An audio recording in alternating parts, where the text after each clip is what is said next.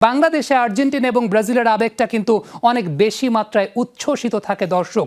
সবচেয়ে উল্লেখযোগ্য ব্যাপার, গত বিশ্বকাপে আমরা দেখেছিলাম বাংলাদেশের সঙ্গে আর্জেন্টিনার একটা ডিপ্লোম্যাটিক রিলেশনশিপ কিন্তু স্থাপিত হয়েছিল, কারণ বাংলাদেশে আর্জেন্টিনার অনেক সমর্থক তারা কিন্তু দেখিয়েছিলেন তাদের সমর্থনের জায়গাটা। তবে আর্জেন্টিনার বহু সমর্থক কিন্তু বিশ্বকাপের মঞ্চে খেলা দেখতে যান।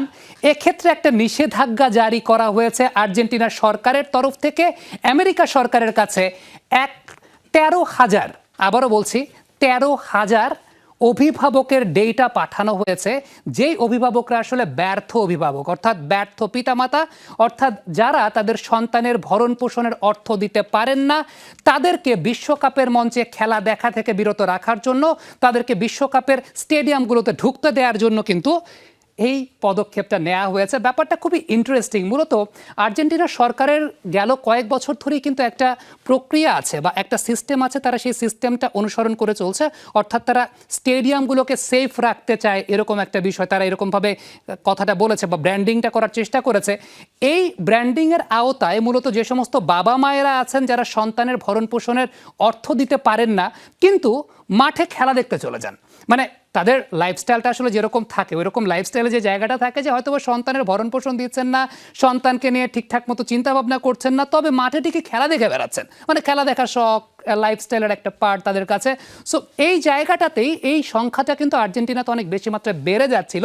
সেই বেড়ে যাওয়ার সংখ্যাটাকে কমানোর জন্যই 2023 সাল থেকে কিন্তু মূলত আর্জেন্টাইন সরকার এই পদক্ষেপটা নিয়েছে, এবং এই পদক্ষেপের আওতায় মূলত তাদের কোর্টের কাছে লিপিবদ্ধ বা নথিবদ্ধ 13,000 সমর্থক যারা আছেন, সেই 13,000 সমর্থকের লিস্টটা পাঠানো হয়েছে ইউএসএ গভর্নমেন্টের কাছে।